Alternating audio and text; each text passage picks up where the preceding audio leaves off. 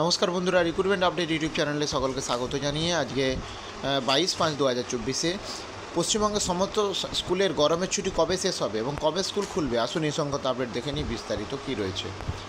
সারা ভারতে লোকসভা ভোট শুরু হয়েছে গত 19 এপ্রিল এবং তার আগে 1 এপ্রিল বিজ্ঞপ্তি জারি করে গরমের ছুটি বাড়ানোর নির্দেশ দেওয়া হয়। লোকসভা ভোটের আবহে গরমের ছুটি বাড়ে মোট 12 দিন। এরপর তীব্র গরমের জেরে আরও এগিয়ে আনা হয় ছুটি। সেই কারণে আগামী 3রা জুন থেকে স্কুল খুলে যেতে পারে এবং 1 এপ্রিলের বিজ্ঞপ্তি অনুসারে 6 মে থেকে 2রা জুন পর্যন্ত ছুটি ঘোষণা স্কুলে।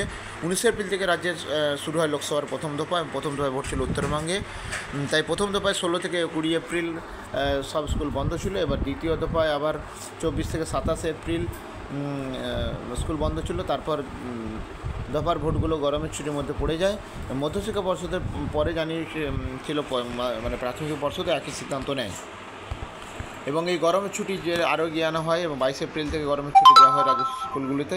এপ্রিলের 17 তারিখ নাগাদ বিজ্ঞপ্তি প্রকাশ করে জানায় শিক্ষা দপ্তর। রাজ্যে ইতিমধ্যেই হয়ে গিয়েছে ভোটের পঞ্চম দফা। ষষ্ঠ ও সপ্তম দফার ভোট রয়েছে 25 মে এবং 1 জুন।